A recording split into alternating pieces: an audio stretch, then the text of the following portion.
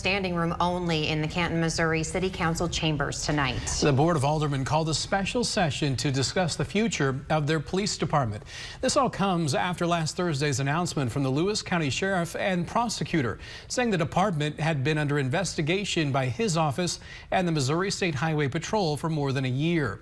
The investigation found that evidence had been tampered with or discovered missing from the city's evidence locker, including money and illegal drugs like methamphetamines, fentanyl, hydrocodone, and methadone.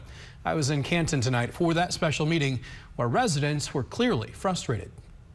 Why does this keep happening here in Canton? That was the big question in Canton tonight. After last Thursday's announcement, the Canton Police Department has been under investigation by the Missouri State Highway Patrol and the Lewis County Sheriff's Office.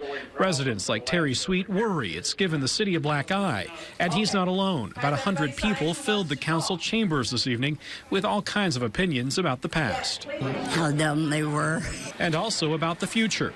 I think the first thing is you need to hire a competent police chief. And like I said, I hired two and fired both of them. Former Mayor Terry Fretwell was one of about a dozen people who addressed the council tonight. The meeting was supposed to give the council some direction on how to proceed, maintain their own police department with the budgeted $425,000, or to pay the county to provide protection. I asked the Mayor Pro Tem what residents can expect at the next meeting.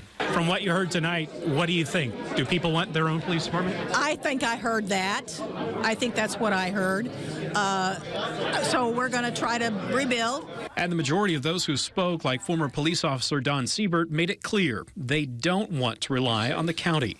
I want my community and myself to be safe. I don't want to worry if I'm out of town what's happening to my family.